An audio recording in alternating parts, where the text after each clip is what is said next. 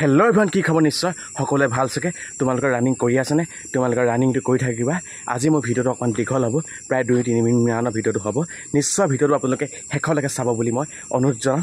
যিসকলে ইণ্ডিয়ান আৰ্মিত যাম বুলি ভাবিছা, যিসকলে টিএত যাম বুলি ভাবিছা, সেইসকলৰ বাবে আজি এই ভিডিঅ'টো মই প্ৰস্তুত কৰিছোঁ। ভিডিঅ'টো শেষলৈকে আগবাঢ়োঁ, আহক, লেটছ গ'। যিসকলে এইবাৰ নতুনকৈ অগ্নিবীৰত ইণ্টাৰভিউ দিবা, অৰ্থাৎ যিসকলৰ ৰিটাৰ্ণ এক্সাম আছে, সেইসকল কেণ্ডিডেটৰ চাগে বহুত ভয় লাগিছে, নহয়নে? বুকু টিপনি বাঢ়ি গৈছে, কি কৰোঁ কি নকৰোঁ নিশ্চয় লাগিছে, নিশ্চয় হয়নে?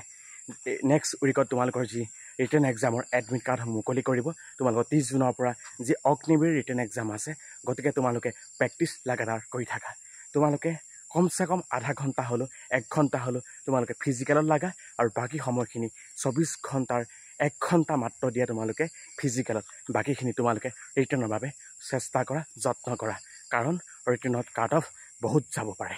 কিয়নো কৈছোঁ, বহুত কেণ্ডিডেটে পঢ়িছে, চেষ্টা কৰিছে, আৰু যিসকলৰ এইবাৰ লাষ্ট অগ্নিবীৰ, সেইসকল কেণ্ডিডেটকো মই ক'ব বিচাৰোঁ, তোমালোকেও চেষ্টা অবিৰাম গতিত কৰি থাকা।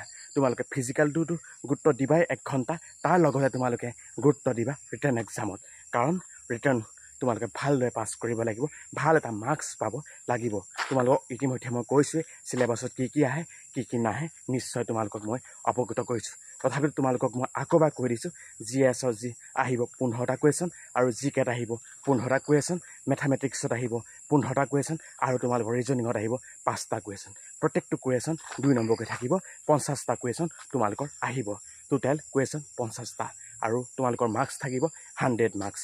আৰু নিগেটিভ মাৰ্কৰ বিষয়ে সবিশেষ গম পোৱা নাই। যদি নিগেটিভ মাৰ্ক নাথাকে, তোমালোকে সকলো কুৱেশ্যন কৰি আহিবা, আৰু নিগেটিভ মাৰ্ক থাকিলে তোমালোকে যিটো জানা সেইটোহে তোমালোকে কৰি আহিবা।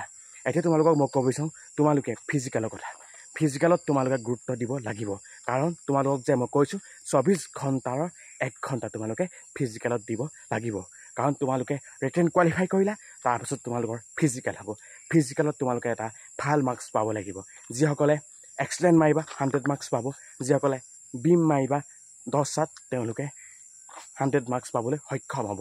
গতিকে যিসকলে বিমো তোমালোকে 10টাত মাৰিলা, আৰু যিসকলে গোটত সোমালা, তেওঁলোকে 88 মাৰ্কছ পাবলৈ সক্ষম হ'ব। যিসকলে এক্সেলেণ্ট মাৰিব ৰানিঙত, তেওঁলোকে 100 মাৰ্কছ পায়, নিশ্চয় তোমালোকে হয়তো গম পোৱা বা জানা। গতিকে তোমালোকক খুব সম্ভৱ 100-120টা তোমালোকক দৌৰিবলৈ দিব, তাৰে তোমালোকক 16টা 20টা তোমালোকক ৰখাব। গতিকে ৰানিংটো এদিনতে অহা বস্তু নহয়। গতিকে মই ভাবোঁ তোমালোকে ৰানিংটো ভালদৰে কৰি থাকিবা, কাৰণ তোমালোকে 1 ঘণ্টা ফিজিকেলত দিলে ডেইলি তোমালোকে দি থাকিবা। কাৰণ তোমালোকে যদি এতিয়া যদি তোমালোকৰ ৰিটাৰ্ণ বুলি তোমালোকে যদি 15-20 দিন বহি দিয়া, তোমালোকক কি হ'ব, যিটো তোমালোকৰ প্ৰেক্টিছ কৰি আছিলে, ইমান দিনত তোমালোকে কোচিছ কৰি আছিলে, চেষ্টা কৰি আছিলে, এই চেষ্টাখিনি তোমালোকৰ বিফল হোৱা কোনোবাখিনি পৰিলক্ষিত হ'ব।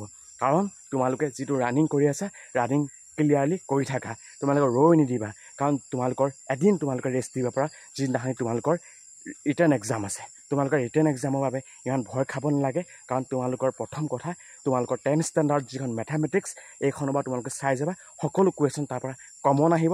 আৰু জেনেৰেল ছায়েন্সৰ ক্ষেত্ৰত কৈছোঁ, 10 ষ্টেণ্ডাৰ্ডৰ যিখন বুক, এই বুকখন তোমালোকে চাই যাবা, সকলো কুৱেশ্যন তাৰ পৰাই কমন অহা পৰিলক্ষিত হয়। কাৰণ তোমালোকৰ 10 পাছ যিসকলে দিবা, সেইসকল কেণ্ডিডেটক ক'ব বিচাৰোঁ, তোমালোকে ক্লিয়াৰলি ধুনীয়াছে পাছ কৰিব পাৰিবা। জিকে বুলি ক'লে মানে তোমালোকে খেলৰ বিষয়ে তোমালোকে চাই যাব পাৰা, ৰাজ্যৰ ৰাজধানীৰ বিষয়ে চাই যাব পাৰা, এইকেইটা তোমালোকৰ কমন কুৱেশ্যন। লগতে এতিয়া যিখিনি সম্ভাৱ্য যিখিনি জেনেৰেল নলেজ, এইখিনি তোমালোকে চাই যাবা, নিশ্চয় তোমালোকে অট'মেটিকলি 50টাৰ ভিতৰত 40টা বা 35টা কুৱেশ্যন তোমালোকে ক্লিয়াৰলি কৰি আহিব পাৰিবা।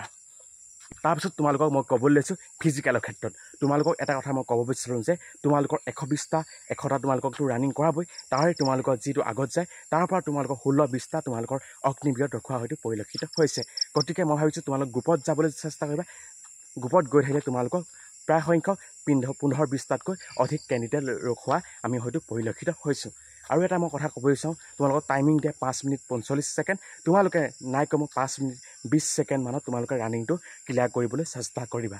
মই ভাবিছোঁ তোমালোকে ৰিটেনটো পাছ কৰাৰ লগে লগে ফিজিকেলত গুৰুত্বটো দিবা, আৰু বিম তোমালোকে ক্লিয়াৰলি 10টাত মাৰিবলৈ চেষ্টা কৰিবা। যিসকলে বিম তোমালোকে মাৰিব নোৱাৰা, তোমালোকে বিমটো ডেইলি তোমালোকে মাৰি থাকিব পাৰা। ডেইলি তোমালোকে বিমটো ৰাতিপুৱা মাৰিবা, গধূলি টাইমলৈও তোমালোকে মাৰি থাকিবা। মুঠতে প্ৰেক্টিছ কৰি থাকা। তোমালোকৰ যদি এটা সপোন আছে, তোমালোকৰ অগ্নিবীৰত যোৱা সপোন আছে, এই অগ্নিবীৰত যোৱা সপোনটো বাস্তৱিকত ৰূপায়িত কৰা। তোমালোকৰ যদি এতিয়া 17 বছৰ হৈছে, এতিয়া মই তোমালোকে উঠিবই লাগা চেষ্টা কৰি থাকা আৰু ক'বলৈ বিচাৰিছোঁ তোমালোকে প্ৰথম বুলি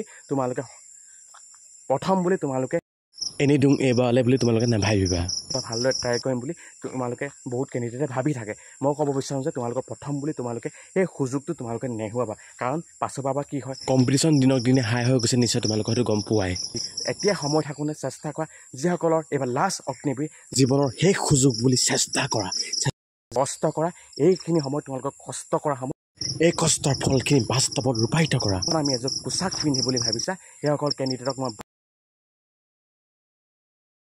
হতাশ নেহোৱাবা সাহস নেহোৱাবা আগলৈ আগবাঢ়ি যা